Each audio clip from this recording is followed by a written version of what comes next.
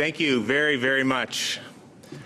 I want to first and foremost, sorry, I'm a little bit nervous. It's a big moment. I want to thank my family, especially my wife Mary, who's been with me since the start of this campaign, who's worked very hard alongside me, and my immediate family, my extended family, and I want to thank Team Rankin, my family, a coalition of neighbours, friends of friends from every constituency in the province, from every valley, from every city, from towns across Nova Scotia. Tonight's win is our win, and I could not have done this without all of you. I want to thank Randy and Labby for stepping up and sharing their ideas and their passion for Nova Scotia and Nova Scotians. And thank you to all delegates, long-standing members of the party and new members who are attracted to this race. Liberal delegates have tonight written the opening lines of Nova Scotia's next chapter, and I am deeply humbled to stand before you now as the leader of our party and Nova Scotia's next Premier. In 2013, I got into politics to help unleash the potential of my diverse, vibrant, and growing community of Timberlea Prospect.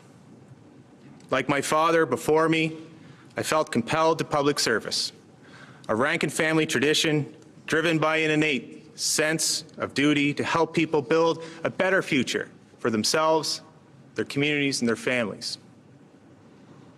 Thank you to Stephen McNeil. I was given that chance to stand up for those constituents who placed their trust in me and later to serve our province and cabinet. Tonight, I owe Premier McNeil my eternal gratitude for his confidence in me over the last 7 years and his 14 years of leadership of this party. On behalf of all of us in our Liberal family, thank you for your service to this province, as well to your wife, Andrea, and to Jeffrey and Colleen. During the challenges of the past year, all Nova Scotians were able to see what myself and our colleagues saw each and every week at the caucus table: a steadfast focus on doing what is right. My entire time in political life was with Stephen. He was there for the community of Timberlea Prospect many times on difficult issues. And for our province, his political courage as the Premier has never wavered. As the new leader of the Nova Scotia Liberal Party, I want to ensure that members have a voice in what comes next. Leadership is about listening and learning. Listening to you, Nova Scotians, whose lives are impacted by the decisions government makes on your behalf. Learning from our past and applying those lessons to tomorrow's success. I will lead our province through this challenging time with these same values. After all, in a time like this, in the grips of a global pandemic, with its related economic impact and the looming threat of the climate crisis, we need all hands on deck. Job number one, continue Nova Scotia's standout performance with managing COVID-19. At the same time, though, we need a plan for an economic recovery that will position Nova Scotia with a competitive advantage that leverages innovation and recognizes the economic power of a growing population. Nous devons trouver le juste milieu entre une économie forte et des programmes sociaux adaptés. C'est avec de solides politiques que nous serons prêts pour la prochaine campagne électorale et que nous pourrons assurer l'avenir de la Nouvelle-Écosse et le renforcement de nos diverses communautés, les communautés acadiennes and all distinct communities, embracing the increasingly diverse makeup of our province. C'est ce qui font les libéraux, because that's what Liberals do. I'm deeply honored this evening to be Nova Scotia's 29th Premier. I want to use this platform to say that although I was chosen by Liberals, I will be a Premier for every Nova Scotian. And every Nova Scotian has a role in building our future.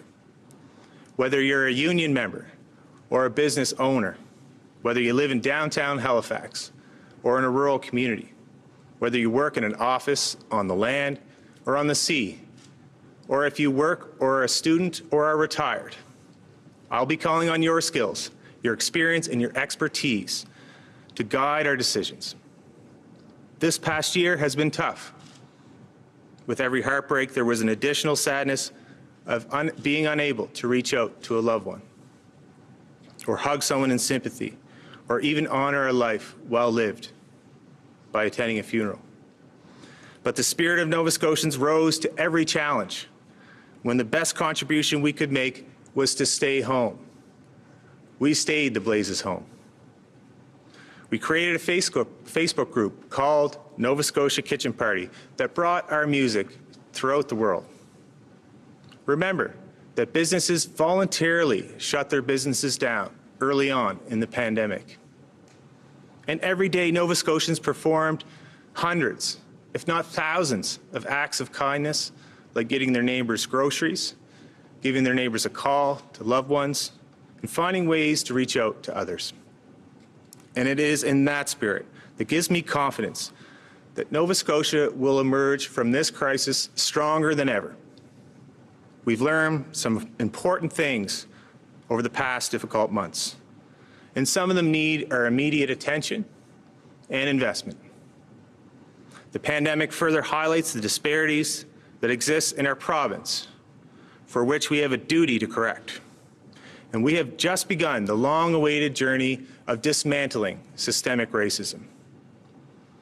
It will take difficult conversations to reverse those historic and current injustices, but we owe it to every Nova Scotian. The world is changing. When car manufacturers are starting to move beyond just having gas and diesel-powered engines, when the largest financial organizations are moving their investments to companies that put environmental progress at the center of their company, Nova Scotia has the opportunity to seize this moment, an opportunity to create jobs in every part of the province. When technology allows a job in Halifax to be performed in Mabou or Matagan, when our population is growing and growing younger, we will support local entrepreneurs leading the way in advancing world-changing research and ensure the sustainability of traditional sectors for our economy for future generations. The challenges of COVID, including the emergent variants and our vaccine distribution, will be the primary focus over the next weeks and months ahead. And while we manage those challenges, the opportunity of shaping an inclusive, low-carbon economy can be planned at the same time. And I entered this race with an ambitious agenda to grasp that opportunity. I want to thank you for placing your confidence in me. It will be an honor of my lifetime to serve as your Premier. Nova Scotia's next chapter begins now. Thank you, and good night.